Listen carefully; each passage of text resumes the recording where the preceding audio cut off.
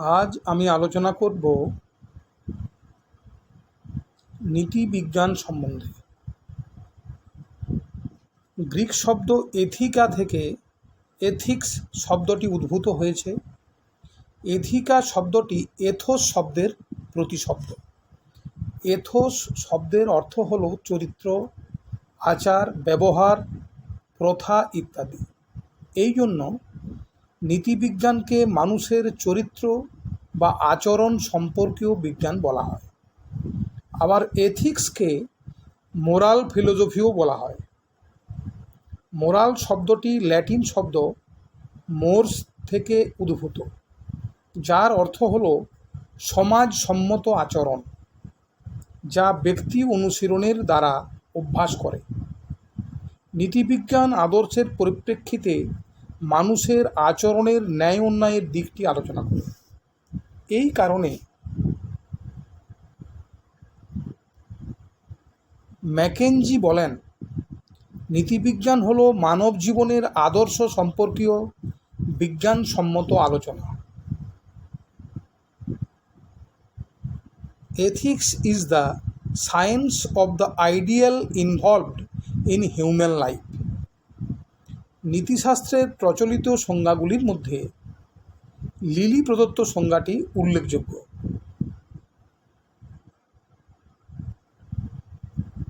An introduction to ethics গ্রন্থে নীতিশাস্ত্রের রূপরেখা প্রণয়ন প্রসঙ্গে লিলি বলেন, এথিক্স ইজ দ্য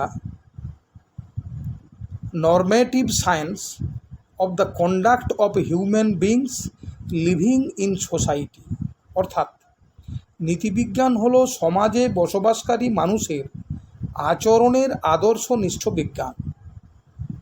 আদর্শের পরিপ্রেক্ষিতে মানুষের আচরণের মূল্যায়ন করাই নীতিবিজ্ঞানের কাজ।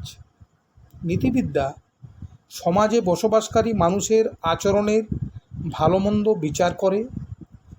ভালো মন্দ, উচিত অনুচিত, ন্যায় অন্যায় প্রভৃতি শব্দগুলি সাধারণ লোকও ব্যবহার করে, কিন্তু তারা শব্দগুলির সঠিক তাৎপর্য জানেন না। নৈতিক আদর্শের পরিপ্রেক্ষিতে শব্দগুলির তাৎপর্য বোঝা যায়। নীতিবিদ্যা এই সব লৌকিক ধারণাগুলিকে বিচার করে এদের প্রকৃত অর্থ নির্ণয় করে এবং যে নৈতিক আদর্শের পরিপ্রেক্ষিতে সমাজস্থ মানুষের আচরণের বিচার করে সেই আদর্শের প্রকৃতি নীতিবিদ্যা আলোচনা করে। একই সঙ্গে আমাদের জীবনের চরম আদর্শ কী তার ইঙ্গিত দিয়ে থাকে। এই দৃষ্টিকোণ থেকে নীতিবিদ্যাকে আদর্শ সম্বন্ধীয় বিজ্ঞানও বলা হয়। নীতিবিদ্যার স্বরূপ কিরূপ? নীতিবিজ্ঞান হল সমাজে বসবাসকারী মানুষের আচরণের আদর্শনিষ্ঠ বিজ্ঞান।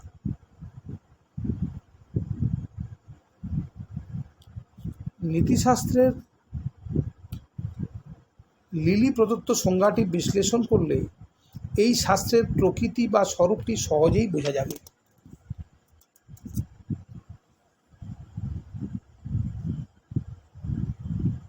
লিলির সংজ্ঞায় উল্লেখ করা হয়েছে, নীতিশাস্ত্র এক প্রকার বিজ্ঞান।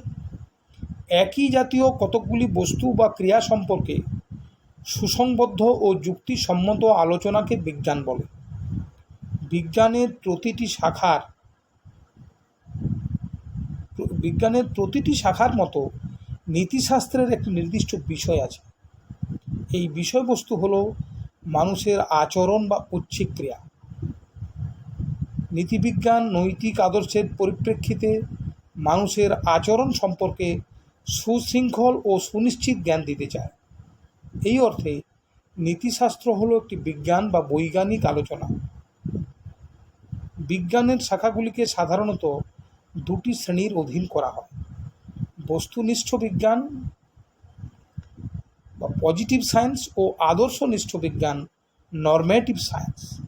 যে বিজ্ঞান বিষয়বস্তুর উৎপত্তি, বিকাশ ও প্রকৃতি বর্ণনা করে তাকে বস্তুনিষ্ঠ বিজ্ঞান বলে। বিষয়বস্তুকে যেভাবে প্রত্যক্ষ করা হয় সেইভাবে বর্ণনা দেওয়া এই বিজ্ঞানের কাজ বলে একে বর্ণনাত্মক বিজ্ঞানও বলা হয়। জীববিদ্যা, পদার্থবিদ্যা বা মনোবিদ্যা এই শ্রেণীর বিজ্ঞান। অপরদিকে কোনো আদর্শের পরিপ্রেক্ষিতে বিষয়বস্তুর মূল্যায়ন করে যে বিজ্ঞান তাকে আদর্শনিষ্ঠ বিজ্ঞান। এই বিজ্ঞান ঔচিত্যমূলক, বিষয়টি কেমন তার বর্ণনা দেওয়া বস্তুনিষ্ঠ বিজ্ঞানের কাজ। কিন্তু আদর্শনিষ্ঠ বিজ্ঞান বলে বিষয়টি কেমন হওয়া উচিত? অনেক বিজ্ঞান আছে যেগুলির আদর্শগত ও বস্তুনিষ্ঠ উভয় দিকেই বর্তমান, যেমন রাষ্ট্রবিজ্ঞান। কিন্তু নীতিবিজ্ঞান বা নন্দনতত্ত্ব আদর্শনিষ্ঠ বিজ্ঞান। নীতিবিজ্ঞানের আদর্শগত দিকটি প্রধান, কারণ নীতিশাস্ত্র মানুষের আচরণের প্রকৃতি বিশ্লেষণ করে, তার আচরণের আদর্শ নির্ধারণ করে। নৈতিক সংকটের দিনে এই আদর্শের পরিপ্রেক্ষিতে আমরা আমাদের কর্তব্য নির্ধারণ করে থাকি। আবার একটি দৃষ্টিকোণ থেকে বিজ্ঞানকে দুটি শ্রেণীতে ভাগ করা যায়, যথা তাত্ত্বিক বিজ্ঞান বা থিওরিটিক্যাল সায়েন্স ও ব্যবহারিক বিজ্ঞান প্র্যাকটিক্যাল সায়েন্স।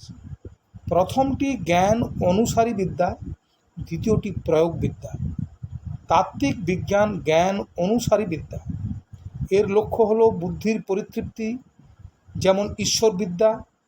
ব্যবহারিক বিজ্ঞান জ্ঞান অনুসারী হলেও ওই জ্ঞান কীভাবে আমাদের ব্যবহারিক জীবনে কাজে লাগে তার শিক্ষা দেয়, যেমন চিকিৎসাবিদ্যা। অনেক চিন্তাবিদ নীতিবিজ্ঞানকে তাত্ত্বিক বিজ্ঞান বলে থাকেন। ম্যাকেঞ্জিও বলেন, নীতিবিজ্ঞান আদর্শনিষ্ঠ তাত্ত্বিক বিজ্ঞান। পরম কল্যাণের আদর্শ নিরূপণ করা এর কাজ।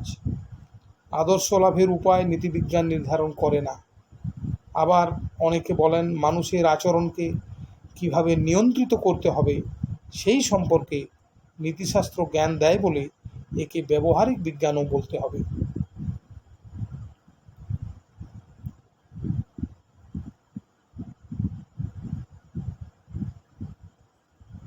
উভয় প্রকার অভিমতের সমন্বয় সাধন করে সেট বলেন, যেহেতু তত্ত্বকে অনুশীলন থেকে পৃথক করা সম্ভব নয়, সেই হেতু নীতিবিদ্যা তাত্ত্বিক ও ব্যবহারিক উভয়ই। আমাদের বক্তব্য হলো, প্রত্যেকটি বিজ্ঞান প্রত্যক্ষ বা পরোক্ষভাবে জীবনের প্রয়োজনের সঙ্গে যুক্ত। এই অর্থে সব বিজ্ঞানেরই ব্যবহারিক দিক আছে। একথা নীতিবিজ্ঞানের ক্ষেত্রে প্রযোজ্য। তবে নীতিবিদ্যার মূল উদ্দেশ্য আদর্শের প্রয়োগ নয়, আদর্শের স্বরূপ নির্ধারণ এর প্রধান উদ্দেশ্য। নীতিবিজ্ঞানের প্রকৃতি আলোচনা প্রসঙ্গে প্রশ্ন তোলা হয় যে নীতিবিজ্ঞানকে কলাবিদ্যা হিসেবে গণ্য করা যায় কিনা। কিছু বিজ্ঞান আছে যেগুলি কলা কৌশল সম্পর্কে শিক্ষা দিয়ে থাকে, যেমন বস্ত্রবয়ন বিদ্যা, যা বস্ত্রবয়ন কৌশল শিক্ষা দেয়। নীতিবিজ্ঞান কলা নয়, কারণ নৈতিক আচরণের কৌশল শিক্ষা নীতিবিজ্ঞান থেকে পাওয়া যায় না। নীতিবিজ্ঞান একটি তাত্ত্বিক বিজ্ঞান। পরম কল্যাণের আলোকে মানুষের চরিত্রের মূল্যায়ন করাই নীতিবিজ্ঞানের উদ্দেশ্য। নীতিবিজ্ঞান একটি আদর্শনিষ্ঠ বিজ্ঞান। সমাজে বসবাসকারী মানুষের চরিত্র, আচরণ, রীতিনীতি সম্পর্কীয় আদর্শনিষ্ঠ বিজ্ঞান। মানুষের আচরণ, চরিত্রের নৈতিক মূল্যায়ন করা নীতিবিজ্ঞানের কাজ। পূর্ণ মঙ্গলময় জীবনেই আমাদের জীবনের চরম নৈতিক আদর্শ। এই আদর্শকে লাভ করার জন্য মানুষের আচরণ কেমন হওয়া উচিত তা নির্ধারণ করা নীতিবিজ্ঞানের কাজ।